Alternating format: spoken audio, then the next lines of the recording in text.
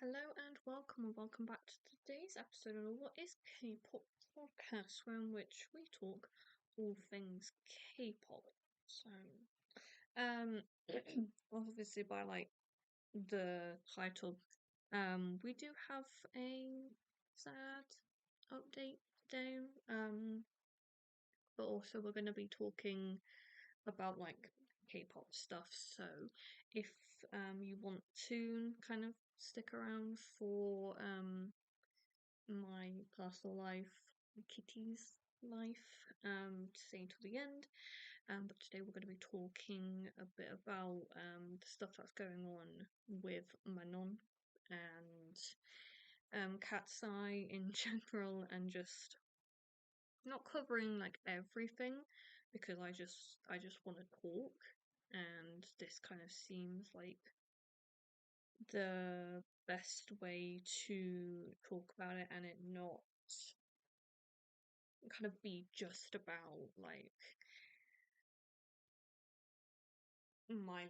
personal life is what I was trying to think of what to say. So KATSEYE's Manon has been on hiatus for, I believe it's nearly been a week. I don't know, on Friday. So yeah, so nearly a week. So yeah, she went on temporary hiatus from group activities to focus on her health and well-being, and it's kind of then continued it started a bit of a snowball effect with shit just kind of going wrong with KATSEYE. So on the 20th, Hybe and Geffen posted a statement saying that, after an open and thoughtful conversations together, we are sharing that Manon will be taking a temporary hiatus from group activities to focus on her health and well-being. We fully support this decision. KATSEYE remains committed to showing up for one another and for the fans who mean everything to us. The group will continue scheduled activities during this time and will look forward to being together again when the time is right. But then Manon, a few hours later, actually posted to Weverse. Hi friends, I wanted you to hear this from me. I'm healthy, I'm okay, and I'm taking care of myself. Thank you for checking in. Sometimes things unfold in ways we don't fully control, but I'm trusting the bigger picture. Thank you for standing by me. I love you endlessly and can't wait to see you again. So, that was already a little bit like, what the fuck? Because Manon, she's kind of had health issues and haven't always been able to do scheduled activities with all the members. Like, out of all six KATSEYE members, she's been the one to miss public schedules the most. And I think obviously in her being her missing these things was then even more what the fuck, excuse my language, because of the Popstar Academy documentary that came out detailing that she didn't show up a lot for things with so she didn't show up a lot for a training, or she missed a lot of training schedules because she thought of training like she thought of school, and that if you didn't feel up to doing something you didn't have to, and that you could just take the day off. And in the documentary, she was the lady who ran the training system, Missy, she commented that if it was up to her, Manon wouldn't be in the group. And she has definitely gotten a lot better. I honestly think she is a wonderful performer, and I would love to see her back with KATSEYE in the future. But only if things honestly could do with changing within KATSEYE and within that sort of environment. Honestly, I think it is kind of toxic. I don't think there's problems between the girls themselves, but like we'll get into like Daniela's dad.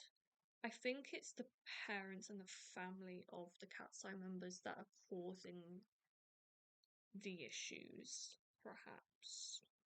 I don't I don't know. So yeah, then 2 days after the announcement, Manon ended up liking an Instagram reel, talking about another black girl being subjected to racism, bad label, and mistreatment. Again, yeah, again, like the caption said, saying about Manon Normani from Fifth Harmony and Liam Pinnock from Little Mix, and then she's like unliked the post later on, and I don't like, obviously it's not my place to say if there is racism going on. Like, I guess the only ever complaint that I would say is that like maybe don't just kind of, if you're gonna say it, I would honestly just say it with your full chest, like fully announce it, like fully say like this is what's going on, and like I don't appreciate, like, please just create a movement, don't just like tease something that potentially had happened. Like, it sounds really stupid, but I'm like, with the stuff about like child stars, like we sort of had a hint, and then it fully came out with the Quiet on Set documentary that aired last year, I believe, 2025, and that was amazing. Like, I just want there to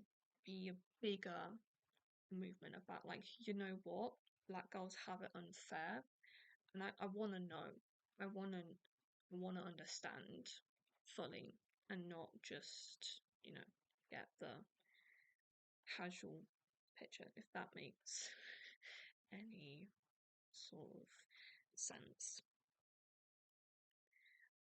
But yeah, the stuff with Daniela's dad, like, it obviously isn't just to do with Manon, like it's to do with all of the KATSEYE members, and I'm just trying to find it.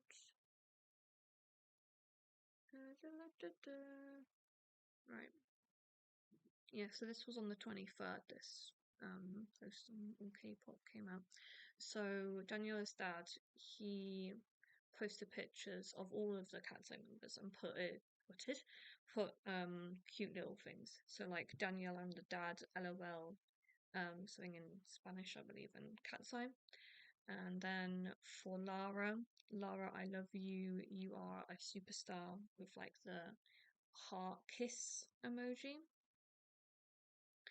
Sophia was Sophia, my Filipino superstar, heart. And then for Yoonchae, it was Yoonchae dot dot dot dot, like four dots, and then Atlanta. I'm like, okay, like if you're gonna put like, if you're gonna make like a cute caption for all the girls, like I would prefer it if you just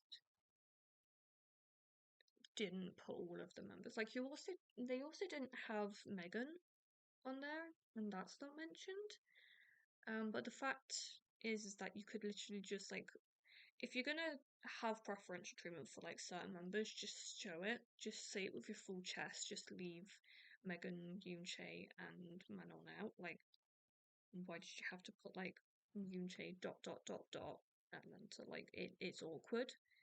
And why? Again with Yoonchae, she was under fire for apparently teasing Sophia's pronunciation of something, and like KATSEYE have taught Yoonchae English. So I'm like, okay, why are you being weird about pronunciation? Like, I mean, I somewhat speak in a little bit of a more Southern English accent, in the sense of that I say bath, grass. Um, despite one of the people at my port group being like, "There isn't an R in grass. Like, why are you saying it weird?" Okay, whatever. Like, it's just why are you complaining about this sort of stuff? Um, Daniela also, his father, her father, um, said like he had a post and a comment read, "KATSEYE does not run based off of Manon. The girls will be fine."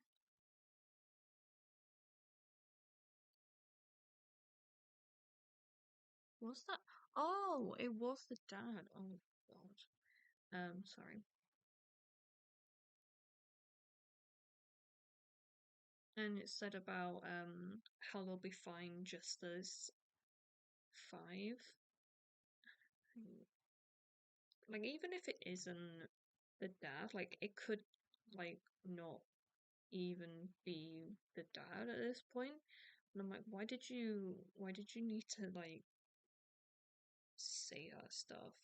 Daniela has also been kind of taking over Manon's like look, even though like I actually quite liked her look during Touch era. But I know that obviously it wasn't fully them during that point. Megan was also apparently allegedly accused of being racist towards Yoonjae in that in the Weekly Idol episode from back when they had just debuted, and it was like she was asked to pick a fruit to describe each member, and she chose a a banana for Yoonchae, and that she's quite like Yoonchae's quite clumsy, and that like she would totally slip on a banana peel, and that a banana is something used to describe a person from East Asia, as it implies that the person doesn't act Asian but white, and refers to a stereotype of of yellow, which was an offensive way of describing the skin tone of Asians, and then the inside of the banana showing off acting as white. Okay, yeah, no, I was just a bit confused just then. I was like, what? And I feel like I'm not making much sense at the moment. Um, and that like them two actually had issues before Touch was released. Like, honestly, I feel like KATSEYE is just toxic, and I kind of feel like they should just like honestly, I think they should just disband at this point. Like there have just been so many like little snippy things that I'm like, I guess it's nicer to know, but I would actually prefer. I think I'd prefer to not know kind of how much the other members hate each other, and for the parents to not be allowed to speak on their child inside a group. Like take take away their internet connection. Like yeah. And even before like the Men on Hiatus, like KATSEYE were on the Jimmy Fallon show, and they kind of made fun of Yoon Che's answer. And even Jimmy, like, he has had some level of issues, and I don't always like his interviews. But even he was like, this actually isn't funny, and like tried to move on like from, you know, the point that they were making, and like it's just awkward. Like I feel like KATSEYE just isn't a fun group to follow anymore. And I just kind of want it to be done. And that, you know what? I think Yoon Chae should go back to Korea and have a somewhat K-pop career, and to kind of leave that industry behind because, she said herself that she's still quite shy and that obviously the hunty attitude that she has on stage is just a front and that she isn't being it doesn't look like she's being appreciated by her members.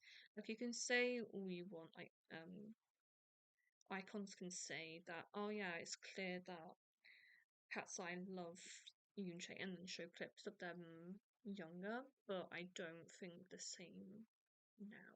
I really don't. Like it just feels like six girls from high school, like a local high school, decided to make a band and that they all just secretly hate each other and want the worst for each other. And I'm like, I'm actually good. I do not want to see that. Thank you very much. So yeah, that is kind of all I want to talk about on KATSEYE and stuff. We are gonna be getting into something kind of sad. So if you just want to hear about KATSEYE, thank you as always for listening. I do always appreciate that someone is listening. Yeah, thank you. So, for anyone who um, isn't aware, I had two cats, and unfortunately, sometime during the night on Tuesday or Wednesday, someone in their car knocked over Jelly. Um, Jelly was able to get into a kind old lady's back garden, and when she went outside to take her dog out, like to the toilet, she could see him trying to crawl under a bush because obviously he was badly hurt and he was trying to get away from the dog. She called Cats Protection League and they took him up to the local vet. The vet obviously scanned the microchip, and that's how my dad found out. I was actually at my support group, and it was funny because one of the guys I'm friends with and one of the helpers had just gone to the supermarket, and he told me that he saw my parents, and because I knew my mum would have been in bed, I actually didn't ask if he had just seen them. Like I just kind of thought that he might have seen them out and about somewhere recently. Like I didn't think it was today. Sorry, yesterday. And they went to go and see him, and he was all sorts of like painkillers, pain relief, and he was, barely able to keep his eyes open. He was very sleepy. But they gave him lots of kisses and cuddles, and he, went off to surgery.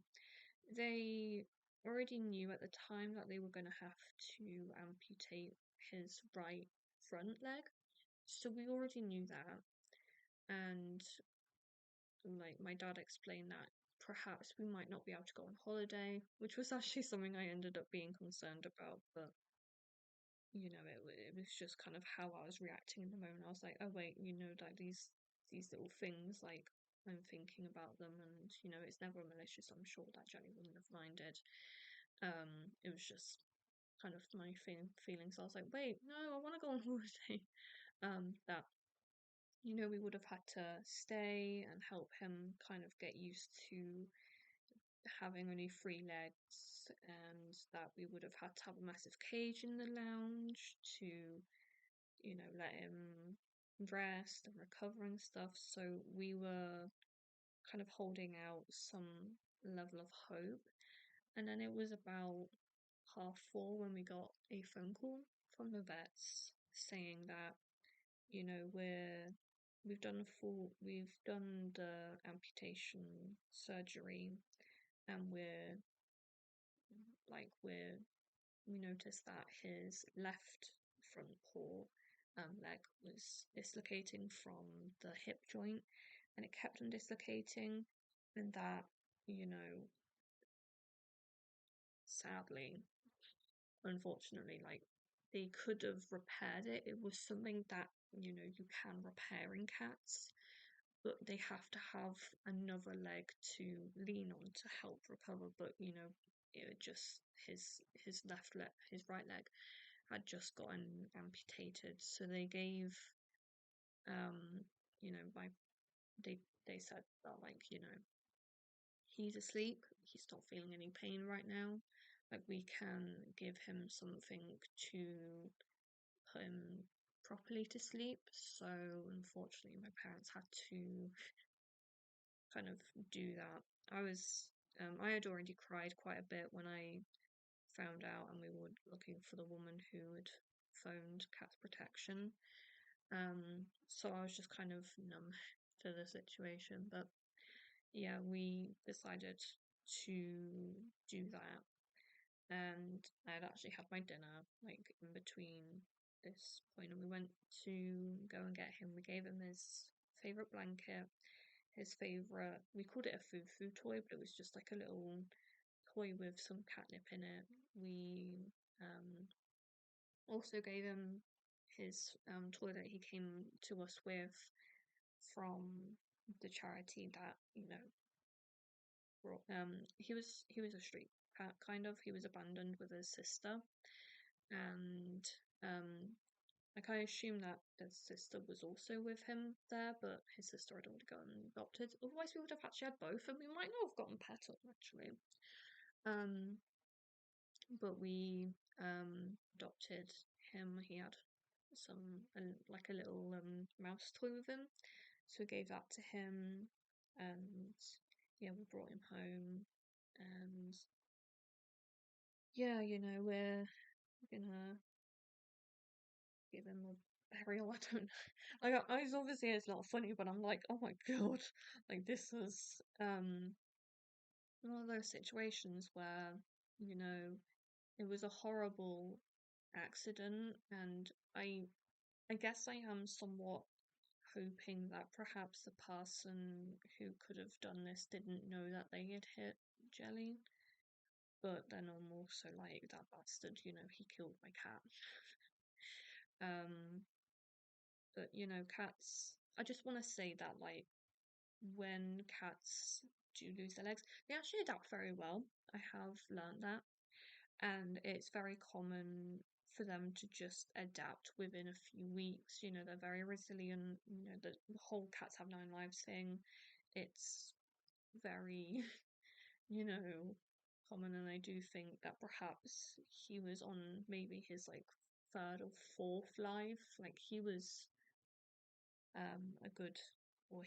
Like, he we don't know obviously what happened to him in his first like 6 weeks of life, but we have a feeling it was something to do with a man putting him in bags along with his sister, and that they could have been dumped somewhere, and that he was taken to Cats Protection, and that, like, they looked after him until we came along and we adopted him actually for my dad's 65th birthday.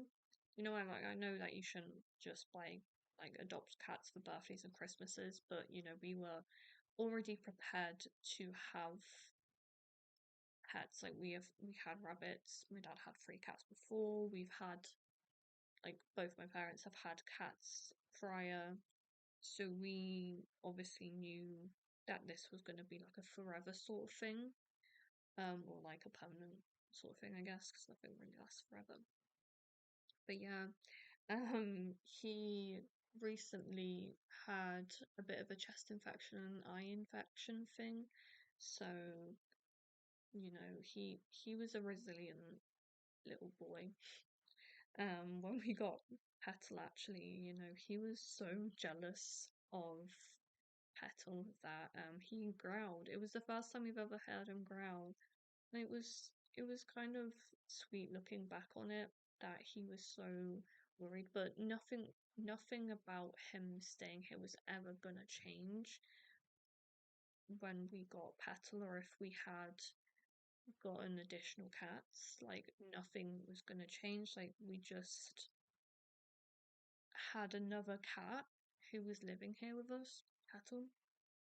So we always gave him pets whenever, like, maybe not whenever he wanted it, but we gave him pets. We always gave him treats. He had loads of toys to play with. Like, he was an alone cat for about a year and 3 months. Like, we don't actually know his proper birth date. We just say it was the same day that I was born, on the 26th of August. Um, but yeah, he was here with us for about 10 months before we got Petal, and they were definitely best of frenemies. And if either of them weren't in the house, the other would go looking for them, or like be sniffing around trying to find them. And it's actually been really sad because Petal, like, I don't think Petal really knows in the sense of that we know, like, but she knows that he's not here. He's not in the house. Or well, he is in the house. He is in the house, but you know what I mean. Like, she knows something's up, and I think perhaps she's starting to realize that Jelly's not coming home. In the same way as he did before. But yeah, we're giving him his favorite toys, like even the toys that he's destroyed, and then we just have the sticks for still. I don't know why on earth we've kept the sticks. We're giving him a couple of springs, a pouch of his favorite treats, a tasty lip. We're not going to put in like an actual cat pouch thing because I don't think he ever really liked that food. I think he just liked the jelly part of it. So, Pato could just have the dry bits. But we're giving him his favorite sort of things. But yeah, I'm pleased that I had a good-ish day to start off with at my support group. My dad did kind of toy with the idea of coming around to tell me what was going on, but I'm actually pleased that he didn't, because already at the support group, like, it was awful. It was so busy and loud that I was just like already kind of getting to a point where I was like, I need to go home and like rest my brain. But then this happened, which it was nothing against Shelley. It was an awful accident. But yeah, the vets were brilliant. They did everything that they could, but unfortunately, like, these things with those types of injuries, they just sort of happen, and there's nothing that you can really do about it. With such an active cat like Jelly was, he would have never coped well with having to be still and resting and recovering. Like, he was a very jumpy boy. He was a very alert boy. He knew kind of what was going on around him, I'm pretty sure, at most times. Unless like he was a deep asleep, which, sometimes it happened. Like, he was just completely gone to the world. And those were really nice. I've got a bit of his fur on me. Oh. Mm. Um, but yeah. And also it was really weird. I was looking out the window. I was just, for some reason, I was looking out the window at the ducks. And there weren't actually that many ducks, but I was out there, and I didn't, I didn't think anything of it, but I could have seen, them coming in and out or doing something, and I would just been like, oh, why are my parents like out and about? And I would have, gone up to talk to them. But I'm pleased I had that time to, be with my friends. And right now I'm just like, oh well, no, that's actually really quick. Like, holy shit, you know, with the rabbits, Spot was going in for surgery actually to file down his teeth, like, because the teeth just constantly grow. They had gotten like too big for his mouth, and he had like a split tongue, and he just like reacted badly to anesthesia. For Chester, he got on fly strike, so unfortunately, like, he was like not. They couldn't, do anything for him. And for Fudge, you know, we think he might have caught COVID, and so they gave him medication, but for some reason, like, he just reacted badly to it. He was trying to throw it up, but obviously cats can't throw up, so he ended up having a heart attack, we think, on the floor in the conservatory, with my dad stroking him.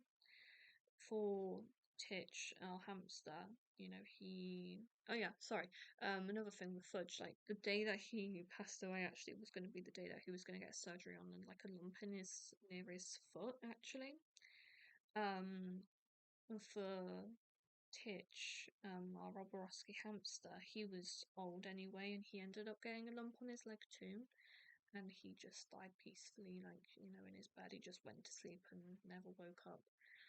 So, you know, this for some reason feels so much more tragic.